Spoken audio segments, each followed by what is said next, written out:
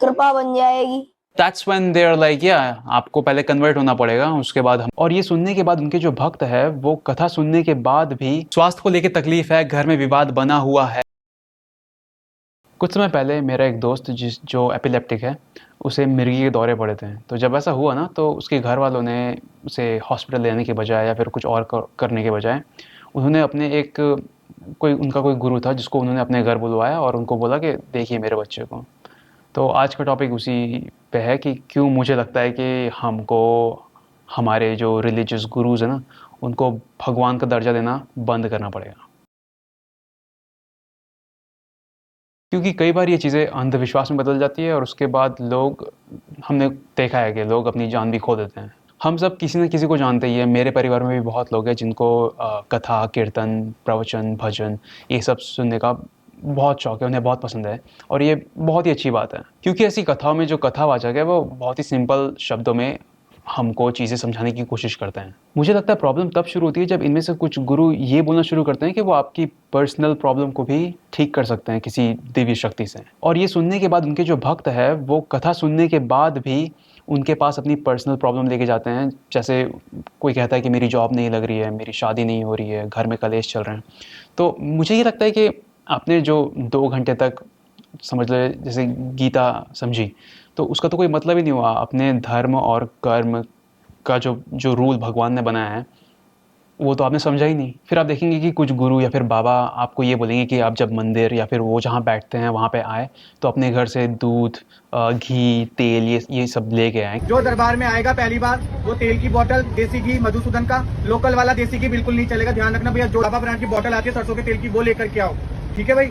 जो नहीं ला सकता वो कृपया करके अपने घर बैठे। अगर आप गीता खोल के देखेंगे ना तो उसमें बहुत ही, अगर आपने 8वीं क्लास तक भी संस्कृत पढ़ी होगी तो आपको समझ में आ जाएगा कि उसमें बहुत ही क्लियरली लिखा है कि आप भगवान को फूल, पत्ते, इवन पानी भी अगर आप पूरी श्रद्धा से चढ़ाओगे ना तो वो स्वीकार करेंगे। लेकिन हम इंसान ही हैं जो ज़रूरत से ज़्यादा करते हैं, ये सोचते हुए कि शायद भगवान हमसे ज़्यादा खुश हो जाए। जिसके लिए भी गीता में कृष्ण जी ने कहा है कि मैं किसी को भी दंड या पुरस्कार नहीं देता। वो इंटरफेयर करते ही नहीं है इसमें। आपको आपके धर्म और कर्म के आधार पे ही मिलेगा जो मिलेगा। और यही सब चीज़ें आप कथाओं में समझ रहे हैं। फिर इसमें एक और फैक्टर ये है कि ये जो कुछ फेक गुरु या बाबा है ना, वो आपको डराना भी शुरू करेंगे ये बोल के कि आप पे किसी ने काला जादू कर दिया है, आप पे किसी का काला साया है। इससे होता ये है कि अब आप डरने लगते हो। फिर यहाँ से वो इंट्रोड्यूस करेंगे अलग भगवान को, कुछ और बुक्स को। वो बेसिकली कोशिश करेंगे कि आपको जितना हो सके उतना गीता से दूर ले जाएं। फिर वो आपको ये भी कहेंगे कि आपको किसी गुरु की ज़रूरत है। तो अगर आप उनके पास है तो आप ऑब्वियसली उनको ही अपना गुरु बनाएंगे। वो ये बात उन्हें भी पता है। वो ऐसा इसलिए कहते हैं ताकि आप उनके पास बार बार जाएं, हर एक तकलीफ़ के लिए आप उनके पास जाएं। लेकिन जैसा कि हम सबको पता है कि ये कलयुग है, यहाँ पे आप किसी पे भी आंख बंद करके भरोसा नहीं कर सकते हैं, फिर वो कोई डॉक्टर ही क्यों ना हो। आपने शायद एक न्यूज़ में पढ़ा होगा कि एक डॉक्टर ने 100 से ज़्यादा इलीगल किडनी की सर्जरीज की थी और फिर वो जब पकड़ा गया तो वो भाग के एक बाबा बन के किसी आश्रम में छुपा हुआ था। भगवत पुराण में भी लिखा है कि कलयुग में जो अयोग्य लोग हैं ना, वो भी तपस्वी का वेश धारण करके सर्वोच्च आसन में बैठ के धर्म का उपदेश देंगे। और ये जो बाबा या गुरु लोगों के शोषण के लिए जेल जाते हैं, मुझे लगता है ये देख के तो लोगों को समझ में आ जाना चाहिए कि कलयुग में आपकी आस्था के साथ कोई भी खेल सकता है। भगवत पुराण में भी लिखा है कि कलयुग में लोग धर्म का इस्तेमाल सिर्फ प्रतिष्ठा पाने के लिए करेंगे, जिसका उदाहरण हमको बाहर दिखता है जब कोई बाबा या गुरु धर्म को राजनीति से जोड़ने की कोशिश करता है। तो अब हम सोचते हैं कि किसी गुरु या बाबा पे हम आंख बंद करके भरोसा नहीं कर सकते, तो अब करे तो करे क्या। इसका जवाब भी भगवत पुराण में है। श्लोक का अर्थ यह है कि सतयुग में जो फल लोगों को भगवान विष्णु का ध्यान करने से मिलता था, जो फल लोगों को त्रेता युग में भगवान का यज्ञ और पूजा करने से मिलता था, जो फल लोगों को द्वापर युग में मंदिर जाके सेवा करके पूजा अर्चना करके मिलता था, वो फल आपको कली युग में सिर्फ भगवान का नाम लेने से मिल जाता है। मतलब खुद भगवान ने चीज़ें इतनी ईजी कर दी हमारे लिए। वो नहीं कहते कि आपको मंदिर ही जाना है, वो नहीं कहते कि आपको सालों तक तपस्या करनी है और तभी आप उनसे मिल पाएंगे। वो कहते हैं कि सिर्फ मेरा नाम लो पूरी श्रद्धा के साथ। लेकिन समस्या यह है कि हमारे में बिल्कुल पेशेंस नहीं है, हमको सब कुछ अभी चाहिए। इसलिए हम यहाँ वहाँ भटकते हैं कि कोई गुरु या बाबा मिल जाए जो हमारी तकलीफ़ों को किसी चमत्कार से जल्दी से ठीक कर दें, और इसीलिए हम यहाँ वहाँ हाथ पैर मारते हैं। तो इस तरह हम खुद ही प्रूव कर देते हैं कि हमने कथाओं में बैठ के कुछ नहीं समझा। तो आप तो खुद ही प्रूव कर रहे हो कि आप सच्चे भक्त नहीं हो। तो आपको एक सच्चा गुरु कैसे मिलेगा। Hello again. जो वीडियो अभी तुम लोगों ने देखा वो वीडियो मैंने आज से आई थिंक 12 या 13 दिन पहले शूट किया था। आई डोंट नो, ये सोच के कि उसके पेरेंट्स देखेंगे और उनको थोड़ी बुद्धि आएगी, बट प्रीटी श्योर उन्होंने कुछ नहीं देखा। बट लकीली मेरे फ्रेंड के जो अंकल है वो हॉस्पिटल उसे ले गए थे and he is doing all right now, so all good. तो अब मूड अच्छा हो गया तो थोड़ा एंटरटेनमेंट करते हैं। पढ़े लिखे है ना। हाँ, कृपा बन जाएगी। आशीर्वाद है, बच्चों के लिए चिंतित है। आशीर्वाद, कृपा बनेगी। जो काम करते हैं वही बिगड़ जाता है। अबे एक लाइन 10 बार नहीं बोलनी होती है। इनकी ट्रेनिंग कौन करवा रहा है यार? रुको मैं समझा रहा हूँ। टैबलेट बाबा बनने के लिए कुछ चीज़ें सीखनी बहुत ज़रूरी है। पहली चीज़, तुम्हारी हैंड राइटिंग ऐसी हो कि किसी के बाप को समझ में ना आए। फिर आपको सीखना है बार्नम स्टेटमेंट्स। बार्नम स्टेटमेंट वो स्टेटमेंट होते हैं जिसे सुन के सबको लगता है कि ये तो मेरे लिए ही बोला गया है, लेकिन इस केस में हम स्टेटमेंट के बजाय लोगों की जनरल तकलीफों के बारे में सोचेंगे। समझ लीजिए आपके सामने एक 25 साल का लड़का है। एक 25 साल के लड़के को कौन कौन सी तकलीफें हो सकती है सोचने की कोई ज़रूरत नहीं है। आपको सिर्फ ये कहना है यह लड़का फ्यूचर को लेके चिंतित है। आगे का काम उस लड़के का दिमाग खुद करेगा। अगर वो किसी एग्ज़ाम की तैयारी कर रहा है तो उसे लगेगा कि हम उसी एग्ज़ाम के बारे में बात कर रहे हैं। अगर उसकी जॉब नहीं लग रही है तो उसे लगेगा हम उसी फ्यूचर की बात कर रहे हैं। अगर उसकी शादी नहीं हो रही तो उसे लगेगा हम उसी की बात कर रहे हैं। और इसी तरह आपको सिर्फ एक स्टेटमेंट कहना होता है और आपके सामने वाला चीज़ों को खुद ही कनेक्ट कर लेता है। उसके साथ ही आपको आपके सामने जो बैठे हैं उन्हें ऊपर से लेकर नीचे तक स्कैन करना होगा। यदि उसके जूते या स्लीपर बहुत ही पुराने हैं और फटे हुए हैं, शायद उसे पैसों की भी कमी है मेरी तरह। यदि उसने हाथों में बहुत सारी स्टोन रिंग्स पहन रखी है, इसका मतलब यह है कि वो एस्ट्रोलॉजी में बिलीव करता है। फिर आप कोई भी एक दोष का नाम ले सकते हैं। यदि वो बहुत ही ओवरवेट या अंडरवेट है तो आप कह सकते हैं वो अपनी बॉडी को लेके भी परेशान है। अब आपको कुछ चीज़ों का ध्यान रखना है। आपकी गद्दी हमेशा ऊपर होगी और जो भक्त आपसे मिलने आएगा वो नीचे बैठेगा। उससे डोमिनेंस स्टैब्लिश होता है और वो आपको क्वेश्चन करने से पहले 10 बार सोचेगा। आपके आजू बाजू आपके ही आदमी होना बहुत ज़रूरी है। पर्चे पढ़ने के प्रोसेस में कोई आपके सामने आके बैठता है, फिर उनके बिना कुछ कहे आप उनकी तकलीफ़ों के बारे में लिखते हैं। फिर वो आपको उनके ही मुंह से उनकी तकलीफ़ें बताते हैं। फिर आप उनको अपना पर्चा दिखाते हैं और कहते हैं कि कैसे आपको पहले से ही उनकी तकलीफ़ों के बारे में पता था। और फिर आप नीचे वो मंत्र लिखते हैं जिससे उनकी तकलीफ़ें दूर हो सकती है। आपके कस्टमर्स को ऐसा लगता है कि आप जो मंत्र लिखते हो वो आप आखिरी में लिखते हो क्योंकि वो डिपेंड करता है आपकी तकलीफ़ों पे, लेकिन ऐसा नहीं है। मंत्र आपको पहले ही नीचे लिख लेना है।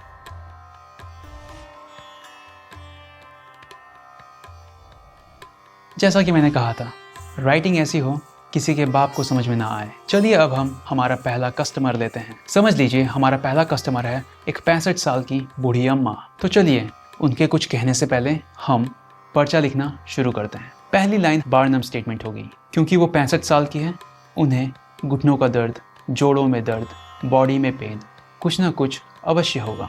तो हम लिखते हैं स्वास्थ्य को लेके चिंतित है। अब यहाँ से आपको ध्यान रखना है, पेज के बीच बीच में आपको गैप छोड़ने हैं और आप कुछ भी रैंडम सी चीज़ें लिख सकते हैं। घर में विवाद है 4 साल से परंतु सालाना आशीर्वाद। और इसी के साथ हमारी पर्ची तैयार हो चुकी है। जी बताइए क्या तकलीफ है आपको? टैबलेट बाबा, जब से बहू आई है मेरा बेटा मेरी बात नहीं मानता।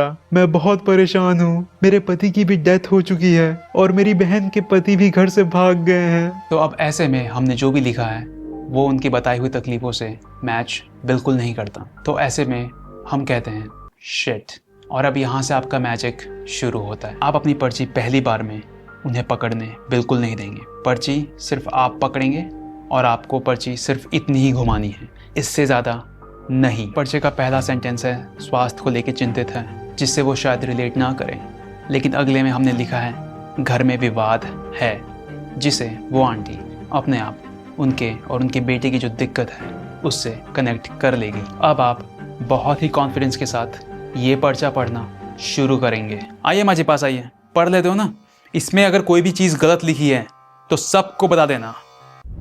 कॉन्फिडेंस ज़रूरी है।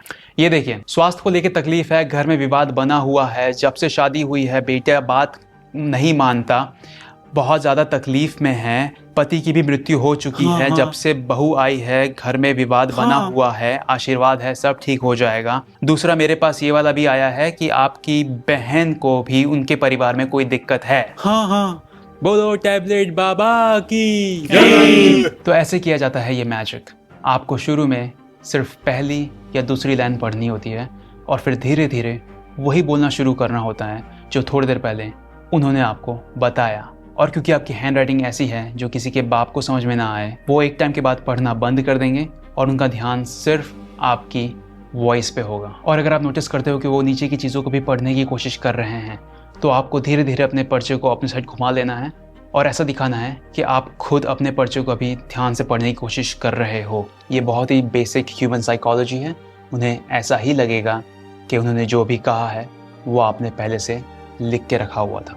अब अगला सवाल ये है कि पहली 2 लाइन के बाद की जो चीज़ें नीचे लिखी हुई हैं, जो उनकी प्रॉब्लम से बिल्कुल भी रिलेट नहीं करती, उसका हमें क्या करना है। तो यहाँ से रियल मैजिक ट्रिक शुरू होता है। अब आप अपने सामने बैठे हुए भक्त से ये कहेंगे कि उनकी जो भी परेशानियाँ हैं उससे बचने का तरीका, मंत्र, वो सब आप इस पर्चे में लिखेंगे और फिर पर्चा उन्हें वापस कर देंगे। जैसा कि हम सबको पता है, हमने मंत्र पहले से ही लिख लिया था। अब आपके भक्त को ऐसा लगेगा कि आप वो मंत्र लिखने वाले हो, लेकिन असलियत में अब आप वो लिखोगे जो बातें उन्होंने ही आपको बताई है। अब मैं ये जानता हूँ कि उनका बेटा उनकी बात नहीं मानता, उनके पति की मृत्यु हो चुकी है और उनकी बहन के घर में भी प्रॉब्लम्स हैं। अब आपको दुविधा वाले सेक्शन में जहाँ भी जगह मिले वो सारी चीज़ें लिख दीजिए। यहाँ पे आपको ध्यान रखना होगा कि आप बहुत ही जल्दी लिखें, वरना लोगों को शक हो सकता है। और हाँ, इस बार हैंड राइटिंग थोड़ी साफ होगी। अगर हम यहाँ पे बहन लिख दें तो बहन घर में विवाद है, बहन के घर में जो प्रॉब्लम है वो चीज़ें यहाँ पे कवर हो चुकी है। बेटा, उसके बाद वो खुद ही चीज़ें समझ लेंगे, उन्हें जो भी समझना है। क्योंकि ये शब्द माँ जैसा दिख रहा है, हम इसे लिख देते हैं मानता। शायद उन्हें लगे कि बेटा बातें मानता नहीं। और अब एक सेंटेंस हम काफ़ी क्लियरली लिखेंगे, पति की मृत्यु 6 साल। आपका पर्चा तैयार है जिसमें वो सारे शब्द हैं जो आपके भक्त ने आपको खुद बताए हैं।